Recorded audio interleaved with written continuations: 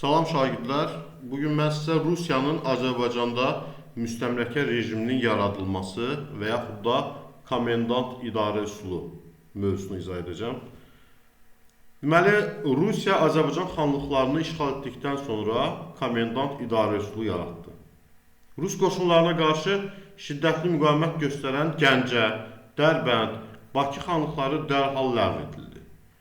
1806-cı ildə işğal olmuş Quba xanlığında isə bir müddət yerli bəylərdən ibarət olan əyalət şurası fəaliyyət göstərdi. 1810-cu ildə müstəmləkə zülmü əleyhinə burada baş vermiş üsyan yatırıldıqdan sonra əyalət şurası ləğv edildi. Rusiya idarəçiliyini könüllü qəbul etməyə məcbur olmuş Qarabağ, Şirvan, Şəki və Lənkəran xanlıqlarında isə yerli idarəçilik sistemi bir müddət saxlanılmışdı.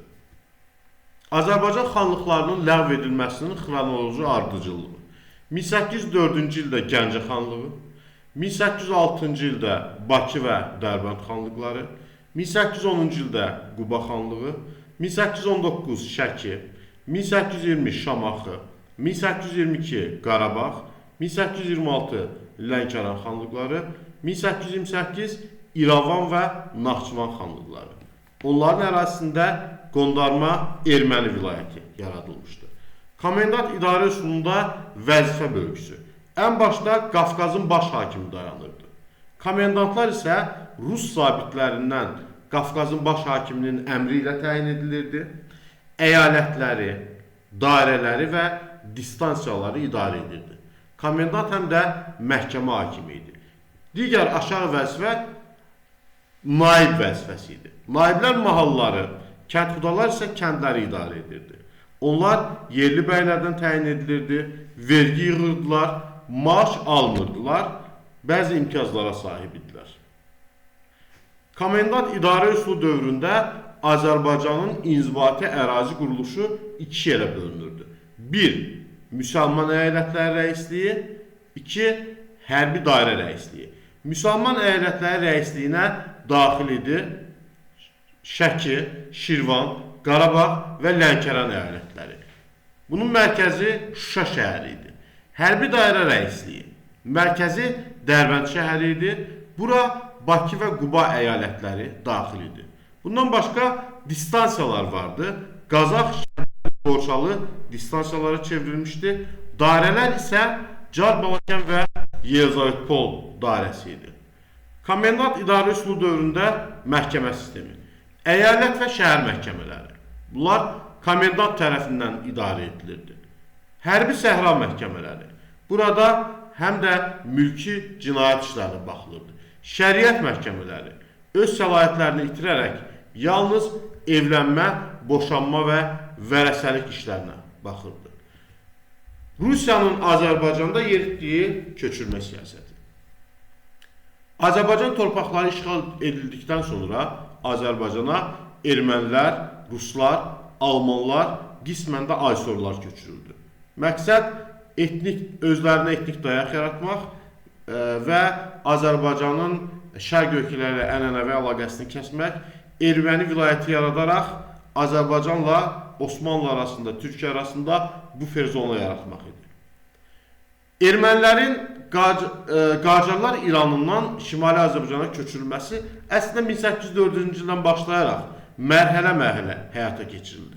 1804-cü ildə General Sisyanovun əmri ilə Yelizavetpol dairəsinə 105 erməni ailəsi, 1805-ci ildə isə 1300 erməni köçürüldü. General Sisyanov hətta 1600 aysoru da Şimali Azərbaycanda yerləşdirdi. Ermənilərin kütləvi şəkildə Cənubi Qafqaza gətirilməsi Türkmənçay və Ədirnə müqavilələrindən sonra daha geniş vüsət aldı. Türkmənçay və Ədirnə sülh müqavilələrindən sonra Şimali Azərbaycan torpaqlarına qısa müddətdə təxminən 130 min yaxın erməni köçürülmüşdü. Köçürülən ermənilər əsasən Qarabağ, Naxçıvan, İrəvan və Borçalıda yerləşdirilmişdi. 1828-ci ildə İrəvan və Naxçıvan xanlıqları ləğv edilərək ərazisində qondarma erməni vilayəti yaradıldı. Almanların köçürülməsi 1817-1818-ci illərdə Almanlar Azərbaycana köçürüldü. Onlar üçün Yelizavetpol dairəsində Yelenendorf koloniyası, bugünkü Göygöl ərazisində və Annenfeld koloniyası, bugünkü Şəmkir ərazisində yaradıldı. Rusların Azərbaycana köçürülməsi. 1830-cu il oktyabrın 20-sində Rus kəndlilərinin Şimali Azərbaycana köçürülməsi haqqında fərman verildi. Nəticədə Ruslar Qarabağ, Şirvan və Lənkəran əyalətlərində məskunlaşdırıldı. Azərbaycanda Rusiyanın iqtisadi siyasəti. 1827-ci ildə Şəki yaxınlığında ilk manufaktura, Xanabad manufakturası yaradıldı. 1836-cı ildə Qafqazda ipəkçilik və ticarət sənayesini yayan cəmiyyət yaradıldı. 1829-cu ildə balıq sənayesində Salyant Xəzinə Qəyyumluğu adlı şirkət yaradıldı. Çarizmin diqqətində olan sahələrdən biri də neft istehsalı idi. Əvvəllər Bakı xanına məxsus bütün neft quyuları müsadirə edilərək xəzinə torpaqlarına qatılmışdı. Neft quyuları iltisama verilir, orada kəndlilərin icbari əməyindən istifadə olunurdu. Bu isə neft hasilatına mənfi təsir göstərirdi. Neftdən başqa balıq, duz, zəy sahələri də iltisama verilmişdi. İltisam nə deməkdir? İltisam bir işin yerinə yetirilməsini lazım bilmə, öhdəsinə götürmə deməkdir. Hərfi tərcüməsi budur. Həm də hər hansı bir sahənin icarəyə verilməsi mənasında işlədilir. Bu dövrdə kəndlilər iki qrupa bölünürdü. 1. Dövlət kəndliləri, 2. Sahibkar kəndliləri. Torpaq mülkiyyət formaları. 1. Dövlət torpaqları. 2. Tiyul, yəni xidmət müqabilində verilən torpaqlar.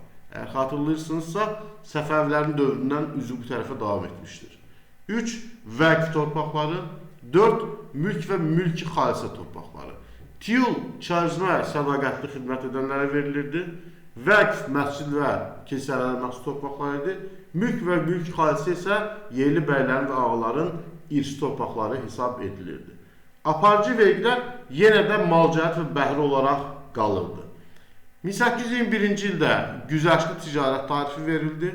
1831-ci ildə yeni ticarət tarifi və yaxud da yasaqlı tarif verildi.